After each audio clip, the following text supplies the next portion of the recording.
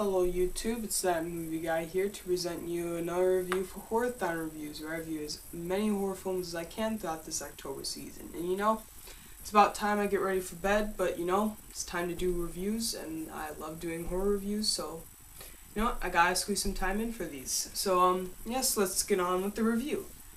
And today's horror review is, again, a horror revenge movie, if you'd like to say.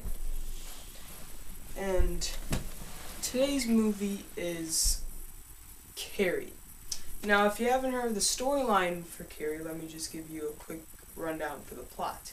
So, the synopsis for Carrie focuses on Carrie, who is this shy, lonely girl in high school, and she is often picked on by these girl bullies, and she eventually has an incident that causes her to go home for the day and causes the girls to make fun of her more, and they kind of do something that gets themselves in trouble.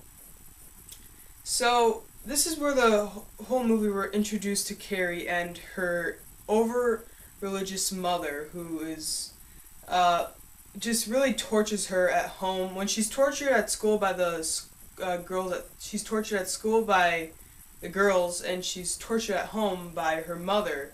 And I'm not talking about this is one mom that's not she's not like the over religious mom that won't let you watch certain TV shows or won't let you do certain things. This is a absolutely over the top crazy, she's just kind of loose in her shoes with religion. She doesn't really kind of forgot the concept of what her religion is based on, so she's a bit loony, per se. And so yes, so the film goes on, and the girls at school plan on getting revenge back on Carrie for getting them in trouble. So Carrie is, but one girl feels bad for Carrie, and she decides to ask her boyfriend to take her to the prom. And everything goes well at the prom, and your heart melts for Carrie because you really want her to just go great and everything, have a good high school life from now on. And then again, you have this other part of the story which all the girls are trying to get revenge and pull this mean prank on her. And so I'm not going to give away the ending, but all I can say is it's probably one of the best movie endings I've ever seen. Alright, so that was the plot for Carrie, and now let me tell you what I think of this movie. Let me note that this is one of my favorite movies of all time. I have to say, it's in my top 50 right now, but yes, this is one of my favorite movies of all time. And the main thing I like about this movie is just that it's how Brian De Palma shot this movie. It's just kind of it's very dreamlike. It's very it's very hard to describe the way he shoots things. It makes you really dizzy. I just really love how he shoots things in his movies. He has this kind of just type of way of shooting it. It looks very interesting, and there's a lot of great shots and very creative camera work in this movie, and that just really is perfect for this type of movie, and it's great to see it done this way.